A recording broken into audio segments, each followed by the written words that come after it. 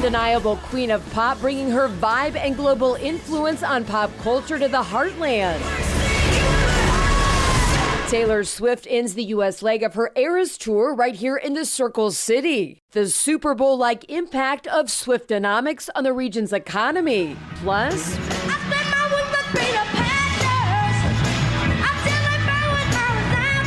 we're back in northwestern Indiana this week for our Engage Indiana series, home of the Jackson 5 and ground zero for new growth in the region. And circling back to the Taylor Swift effect. What T-Swift, Indiana farmers, and soybeans have in common, and how it's making for healthier snacking. Inside Indiana Business is next.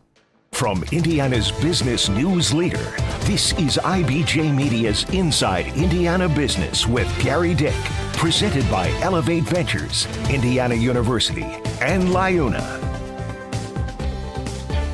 Hello and welcome to Inside Indiana Business. I'm Gary Dick, coming to you this week from Northwest Indiana. We are in Northwest Indiana this week for our Engage Indiana series, the 7th of 9 events we're holding statewide. We assembled more than 300 business, community, academic leaders here to talk about big issues facing the region. Now, specifically, we are at the 11th Street station of the South Shoreline here in Michigan City.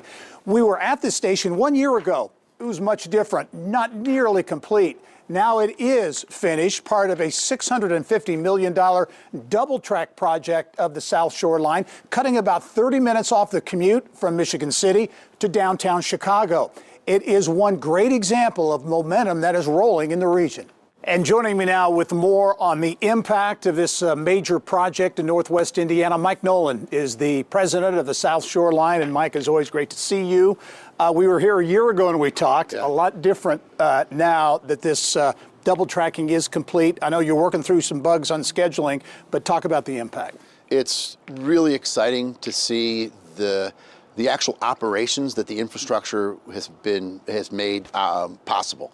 And while we are getting better every single day, the ability to run the additional trains, to plug in schedule gaps that we had before, the flexibility that we have now that we didn't have before, it's amazing, and it's only going to get better, and we're looking for great things to come. More trains, cutting that commute time from, in this case, Michigan City to downtown Chicago by about 30 minutes. 30 minutes, yeah. That's substantial. Yeah, it's a game changer for people's schedules in reducing time to and from Chicago. We really want to open up the market for folks who are time sensitive and need to get back to their homes and can't spend 3 hours a day on the train. But if it's a little over 2 hours, you open up that job market in Chicago, bring back those higher wages and reinvest them here in the state of Indiana. It's a quality place. It's the opportunities to live in your community, but then go to a place like Chicago for work, for medical services, for see friends, to go to a Bears or a Cubs or a Sox game. And make it convenient to do so and unlock the connection between Northwest Indiana and Chicago. In addition to the convenience factor, there's also development, current, but also probably future development. Talk about the impact. Here in Michigan City, I know a big project right in the shadow of where we're standing Sure, now. right behind us here is a $100 million project. First phase is to finish the parking garage, which is nearly up now. We hope to open it up in February of next year. The towers are there and being built for the 100 or 200 unit, 12-story luxury apartment buildings and some retail space. And then just right down the street, there's a $300 million development that's going to be a mixed condo and hotel operation right off the lake. It's a really exciting time to be here in Michigan City. This is one big project on the South Shore. Another big one, actually bigger than this, $900+ million is the West Lake extension, and that will open up in the spring. Yeah. We can't wait to open up the West Lake and then really offer really enhanced commuter rail services here to the residents of Northwest Indiana. And you can go from South Bend to Hammond, transfer on a station and go down to Munster Dyer, or go the other way. Or if you want to go from Munster to Chicago, I mean, it gives you so many different options and enhances our service offering for the region. Big question, then what's next? So we're right now out with our engineering firm, AECom, and we're going to survey our stakeholders, our citizens, our riders, our elected officials, our planning organizations, and find out what's the vision for the South Shoreline for the next 20 years, and what do we want to see as a region. West Lake is a phased project. We got to Munster Dyer. It was originally envisioned to go to Lowell, St. John, and Cedar Lake. South Bend wants to go from the airport and bring it back to downtown South Bend, or maybe service to LaPorte or to Valparaiso. What's the vision for the region from a commuter rail standpoint for the next 20 years? And I can't wait to hear what people's ideas are. Mike Nolan, the president of the South Shore Line, appreciate you taking the time. Congratulations on the project. Yeah, it's always great to be with you. The westbound train is now arriving. Please stand clear. Northwest Indiana, the gateway to Chicago. Indiana's second largest economy, a region built on steel and heavy manufacturing, but one that is increasingly embracing technology. Microsoft has announced plans for a $1 billion data center in LaPorte with 200 jobs. And the region is critical to a planned quantum corridor connecting downtown Chicago to Hammond and ultimately to the Crane Naval Surface Warfare Center with internet speeds 500 times faster than the blink of an eye. Northwest Indiana feels more like a part of Indianapolis every day. And that's one of our goals. I mean, you and I have talked about this for years now, about how do you make the region more a part of Indiana. There are other indicators that Northwest Indiana is on the move. Wages are on the rise. And with increasing numbers of people moving into the region from Illinois, population is increasing for the first time in more than a decade. Our connectivity to the city of Chicago is strong, and we're growing that in a technology base. And so looking at the things, we've got all of these great ingredients, and they're starting to really bubble up together to form something pretty special. Meantime, quality of life improvements are transforming communities throughout Northwest Indiana. Hammond spending millions to redesign its downtown with a goal of becoming a destination rather than a drive-through city. In Valparaiso, there's the $54 million link, 127 apartments, commercial space, and a parking garage. In Michigan City, in addition to tens of millions of dollars in rail-related projects, the planned closing of the Indiana State Prison and closure of NIPSCO's massive generating station will make two prime pieces of real estate ripe for development. Mayor Angie Nelson Deitch tells me she's dreaming big. I don't want to see housing there. Sorry, developers, but I would love to see a stadium on the lakefront. I would love to see outdoor parks, or maybe a new gateway into the national park with a lodge. I mean, I have some pie in the sky ideas for that site. And there are also signs of economic bounce back in Gary. City leaders there working with the University of Notre Dame to help redevelop Gary's downtown area, including plans to spend big bucks to upgrade its transit hub, the Adam Benjamin Metro Center. And certainly when many people think of Gary, they think of the family that once lived at 2300 Jackson Street. Well, I said I'm going back to Indiana, here I come, yeah. Gary, the hometown of the Jackson 5 and the king of pop. Welcome to the Eras Tour. And there's buzz in the air this weekend in Indianapolis for the queen of pop.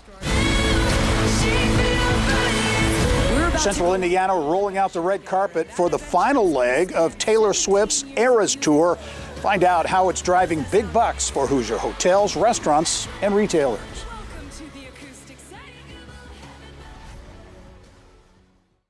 Here's what's making news around Indiana. Brought to you by the Indiana Association of Realtors. Indiana's 21,000 realtors. The neighbors you know, the experts you can count on. Welcome back to Inside Indiana Business. We are in Northwest Indiana with an eye to Central Indiana this week, where superstar Taylor Swift is center stage at Lucas Oil Stadium in downtown Indianapolis. Are you ready for it?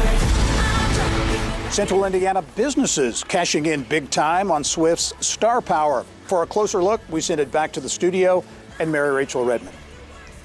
Thanks, Gary. It's Kylie in for Mary Rachel this week. Taylor Swift wrapping up the U.S. portion of her Eras Tour here in Indianapolis, putting the Circle City in a familiar place in the spotlight, not only nationally, but globally. Here's Mary Rachel with more. When you know a friend for so long, you feel like you can call them by their nickname. I feel like it might be okay for me to start calling you Indy. She's back and bigger than ever. This has been the most extraordinary experience of my entire life.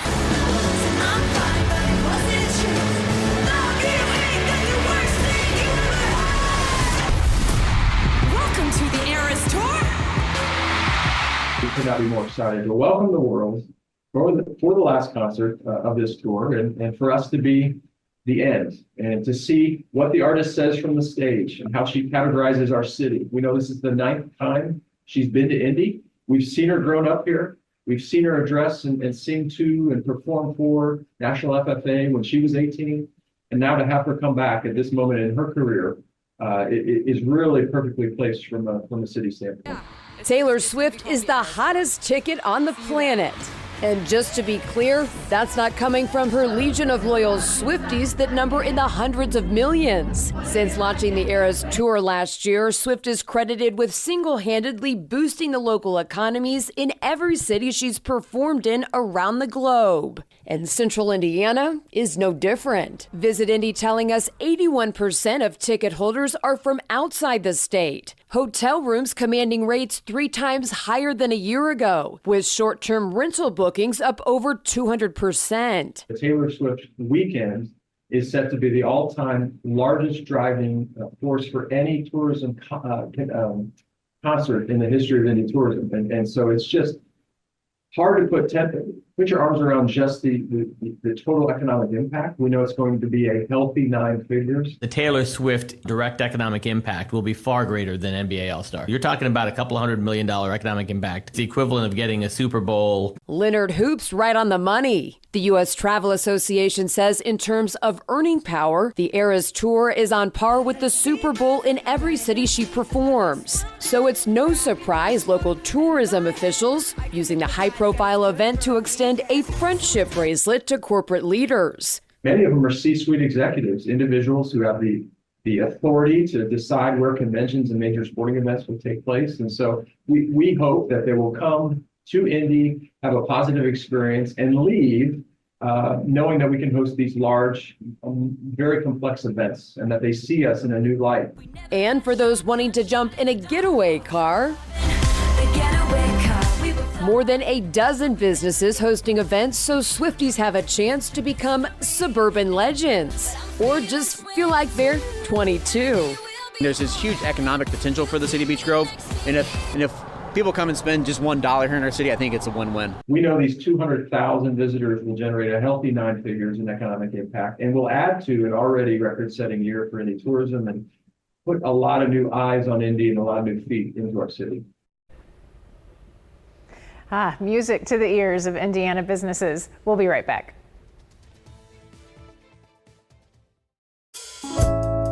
Bloomington, Indiana is the home of the Hoosiers and an excellent place to host your meeting or event. Our welcoming college town atmosphere, along with an acclaimed culinary scene and fun nightlife, make Bloomington an ideal group destination. More information at visitbloomington.com.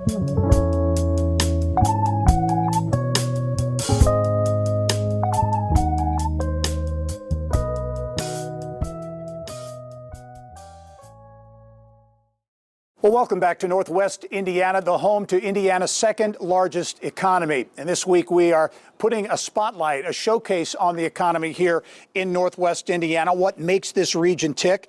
We did so at our IBJ Media Engage Indiana event at Valparaiso University, the 7th of 9 Engage events we're holding around the state of Indiana. And the key to success lies in so many ways in communities working together to attract investment and talent. The Dean and Barbara White Family Foundation. It's been around since Dean White returned from service in World War II. White went on to build a huge real estate and hotel business that has made a huge impact and left a big footprint in Indiana. But giving back to community, a top priority for the White family. The latest example, the foundation giving $150 million to help schools in the Gary Diocese. It's the largest single investment in pre-K through 12 Catholic education ever. How can we transition into a performance-based outcome model that really gives the teachers the tools they need and the students access to some items they haven't had previously, and just make this the best performing Catholic system in the country at scale? And so the size of the gift really was about what we thought it would take to get that job done. There's also the family's commitment to promoting public health and wellness. Welcome to the Dean and Barbara White South Lake YMCA, conveniently located on West Braille Drive in Crown Point, Indiana. That new Y made possible by a $34 million donation from the White Family Foundation. Not the foundation's only gift to improve health in Northwest Indiana. Franciscan Health breaking ground in September on the new Dean and Barbara White Cancer Center in Maryville. The White Family Foundation funding that project with $30 million. And it's time now to get caught up on the business of health. And to do that, we go back to Indianapolis in the studio and Kylie Valletta. Thanks, Gary. An Indianapolis-based startup we've been following for more than 15 years has reached the goal line. NICO Corporation, which makes new devices for brain surgery, has been acquired by Michigan-based Stryker. NICO, now part of Stryker, has a portfolio of devices to remove brain tumors and clots after a stroke. We featured NICO in the spring when its clinical trial results were published in the prestigious New England Journal of Medicine. Then President and CEO Jim Pearson predicted that publication would trigger major developments for NICO, and he was certainly correct, with the startup being acquired just 5 months later. During our interview in the spring, Pearson talked about the significance of NICO's device that treats hemorrhagic stroke. This is the most costly, deadly, debilitating form of stroke with no surgical answer since the dawn of time on the planet Earth.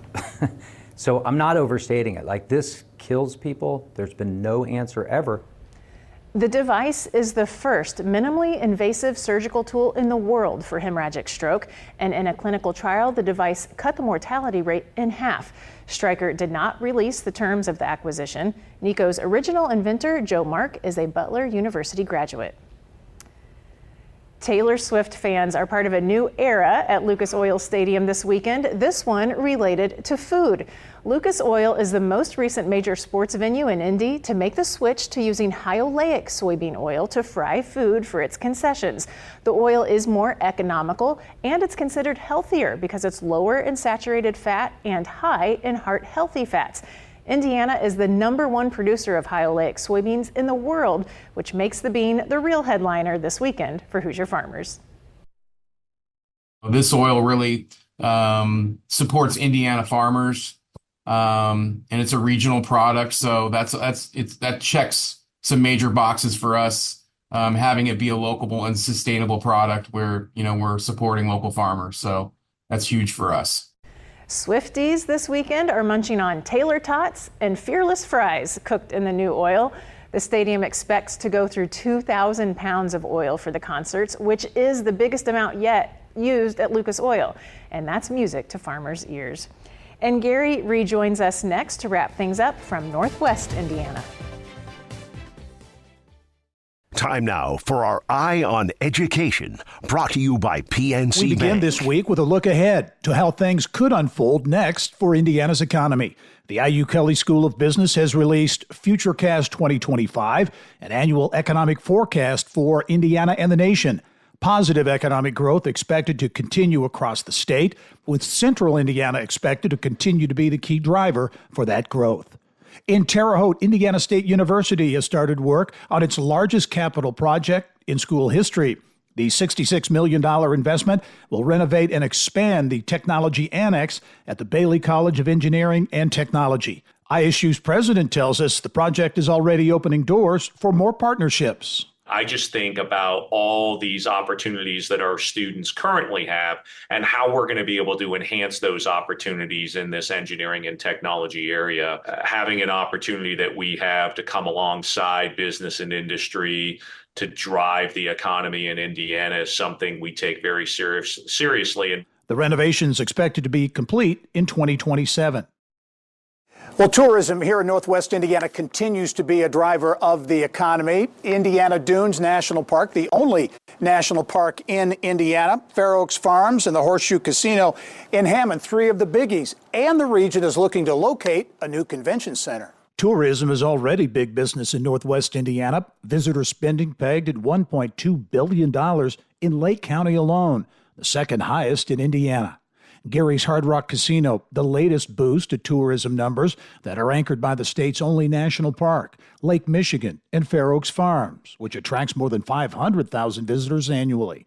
Now the region is eyeing a new convention center to help fill a void left by the 2017 closure of the iconic Radisson Star Theater, which had served as the primary convention venue in the region, hosting more than 350 events annually. multiple potential locations have been identified. We have Hobart, we have Gary Hard Rock, and we have a few Maryville sites, a Hammond Highlands site in the top 5, and 2 proposals have been submitted. So an RFP was issued by our Lake County Commissioners. They can make a decision as early as December. So they're already starting their public meetings, and they're going to have presentations this week. So they're excited. Everyone's excited about it, and we'll see what can happen, because there is an economic case to be made as to why we should have a convention center here in Northwest Indiana. Supporters estimate that by year 10, a Northwest Indiana Convention Center could generate economic impact of more than $70 million annually.